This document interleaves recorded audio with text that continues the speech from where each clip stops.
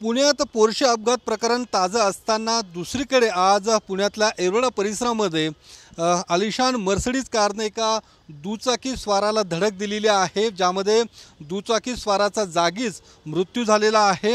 आपण पाहू शकतो ही आलिशान गाडी जी आहे ही मर्सिडीज कार ही आता येरवडा पोलीस स्टेशनमध्ये आणली गेलेली आहे, कारण याच पोलीस स्टेशनच्या हद्दीमध्ये हा अपघात झालेला आहे। आणि दुसरीकडे याच मर्सिडीज कारच्या शेजारी लावण्यात आलेली जी काही दुचाकी आहे ती सुद्धा ज्या तरुणाची आहे, जो तरुण या अपघातामध्ये मृत्युमुखी पडलेला आहे, केदार चव्हाण असं या तरुणाचं नाव आहे।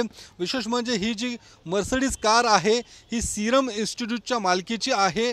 जे काही RTO मध्ये रजिस्ट्रेशन करण्यात आलेलं आहे ती अर्थातच सीरम इन्स्टिट्यूटच्या मालकीची आहे। आणि काही दिवसांपूर्वीच याच येरवडा पोलीस स्टेशनच्या हद्दीमध्ये पोर्शे कारचा अपघात झाला होता। ती कार सुद्धा याच येरवडा पोलीस स्टेशनमध्ये आणली गेलेली आहे आणि आता ही मर्सिडीज कार सुद्धा या येरवडा पोलीस स्टेशनमध्ये आणलेली आहे। आणि या गाडीचा जो वाहन चालक होता तो पळून जाण्याच्या प्रयत्नात होता, मात्र स्थानिकांनी त्याला तात्काळ पकडून येरवडा पोलीस स्टेशनच्या ताब्यात दिलेला आहे। आता गुन्हा दाखल करण्याची प्रक्रिया सुरू आहे। मात्र ज्या पद्धतीने गेल्या काही दिवसांपासून पुणे शहरामध्ये अशा पद्धतीचे अपघातांचं जे प्रकार आहे ते वाढताना दिसत आहेत, सुद्धा अशा पद्धतीचा हा अपघात झालेला आहे, ज्यामध्ये एका कुरिअर बॉयला आपला जीव गमवावा लागलेला आहे। आणि आता या संपूर्ण प्रकरणाची चौकशी सुरू आहे।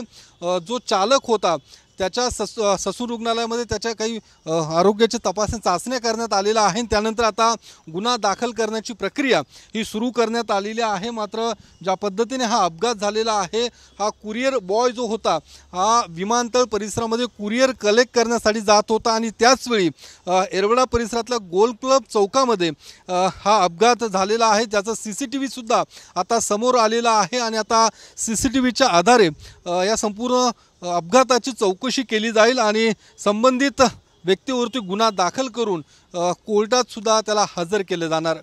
कॅमेरामन तुषार ननावरेसह योगेश बोरसे, TV9 मराठी, पुणे।